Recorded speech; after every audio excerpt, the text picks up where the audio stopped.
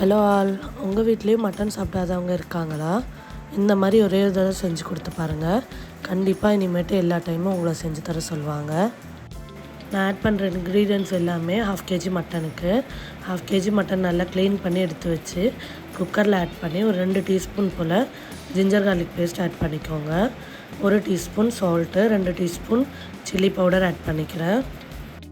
2 teaspoon chilli பவுடருக்கு 1/2 teaspoon அளவுக்கு coriander powder, அதாவது மல்லித்தூள், ஒரு 1/2 டீஸ்பூன் போல் மஞ்சள் தூள், 1 டீஸ்பூன் குருமிளகுத்தூள், 1 டீஸ்பூன் கரம் மசாலா, அப்புறம் ஒரு 2 டேபிள் ஸ்பூன் போல் ஆயில் ஆட் பண்ணிக்கிறேன். 15லேருந்து 20 கருவேப்பிலை இலை, 2 பச்சை மிளகா, அப்புறம் ஒரு 100 ml போல் வாட்டர் ஆட் பண்ணி நல்லா மிக்ஸ் பண்ணிக்கோங்க. மசாலாலாம் எல்லா இடத்துலையும் படுற மாதிரி நல்லா மிக்ஸ் பண்ணிக்கோங்க. அதுக்கப்புறம் குக்கர் மூடி போட்டு நல்லா ஒரு 5 விசில் வர மாதிரி ப்ரெஷர் குக் பண்ணிக்கணும். 3 லிட்டர் குக்கருன்றனால 5 விசில் போல் வச்சுக்கோங்கன்னு சொல்கிறேன். உங்கள் வீட்டு குக்கர் சைஸுக்கு ஏற்ற மாதிரி நீங்கள் விசிலை கூட்டவும் குறைச்சிக்கவும் செய்யலாம். இது விசில் வர கேப்புக்குள்ளே கறிக்கான மசாலாவை ரெடி பண்ணிடலாம். ஒரு பேனில் ஒரு டேபிள் ஸ்பூன் அளவுக்கு ஆயில் ஆட் பண்ணிக்கோங்க.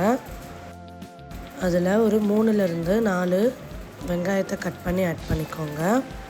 வெங்காயத்தோட சைஸுக்கு ஏற்ற மாதிரி உங்களுக்கு கறி எவ்வளோ தேவைப்படுதுன்றதுக்கு ஏற்ற மாதிரி ஆட் பண்ணிக்கோங்க. கோல்டன் ப்ரௌன் ஆக தேவையில்லை. கண்ணாடி பதம் வந்த உடனேயே கட் பண்ணி வச்சுருக்க தக்காளி ஆட் பண்ணிக்கலாம். நான் இங்கே 3 வெங்காயம் ஆட் பண்ணனால 2 தக்காளி ஆட் பண்ணியிருக்கேன். தக்காளி நல்லா உடையிற அளவுக்கு இதை வதக்கி விட்டுக்கோங்க.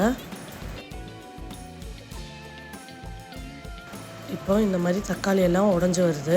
ஸோ ஸ்டவ் ஆஃப் பண்ணிவிட்டு இது கூல் டவுன் ஆகிறதுக்காக ஒரு பிளேட்டுக்கு ட்ரான்ஸ்ஃபர் பண்ணிடுறேன்.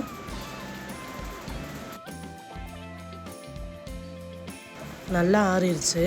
இப்போ அப்படியே மிக்ஸி ஜாருக்கு இதை அப்படியே ட்ரான்ஸ்ஃபர் பண்ணிட வேண்டியதான்.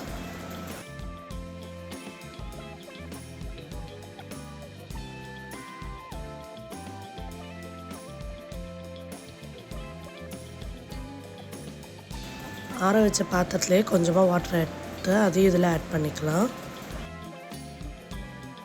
10லேருந்து 15 முழு முந்திரி பருப்பு, கேஷ்யூ நட்டு அதை உடச்சி ஆட் பண்ணிக்கிறேன். கொஞ்சமாக வாட்டர் விட்டு இதை நல்லா பேஸ்ட் மாதிரி அரைச்சி எடுத்து வச்சுக்கோங்க. இப்போ பேனில் ஒரு டேபிள் ஸ்பூன் போல் ஆயில் ஊற்றிட்டு அது கூட ஒரு சின்ன துண்டு பட்டை, ஒரு அன்னாச்சி பூ, 2 ஏலக்காய், அப்புறம் ஒரு 4 துண்டு கிராம்பு, அது தவிர உங்கள்கிட்ட வேறு என்னென்னலாம் ஸ்பைசஸ் இருக்கோ அதையும் கொஞ்சம் கொஞ்சமாக ஆட் பண்ணிக்கோங்க. இப்போது இது நல்லா வதங்கட்டும் எண்ணெயிலேயே. ஆல்ரெடி அரைச்சி வச்சுருந்த பேஸ்ட்டு அதை இதெல்லாம் இப்போ ஆட் பண்ணிக்கலாம். நம்ம ஏற்கனவே வதக்கி அரைச்சனால இப்போ ரொம்ப நேரம் வதங்க தேவையில்லை. இந்த ஆயிலில் நல்லா ஃப்ரை ஆனால் போதும். மிக்ஸி ஜார் அலசி கொஞ்சமாக வாட்டர் இதில் ஆட் பண்ணிக்கலாம். இப்போது இதுக்கு ஏற்ற மாதிரி ஸ்பைசஸ் பவுடர்லாம் நம்ம வேணுன்னா ஆட் பண்ணிக்கலாம்.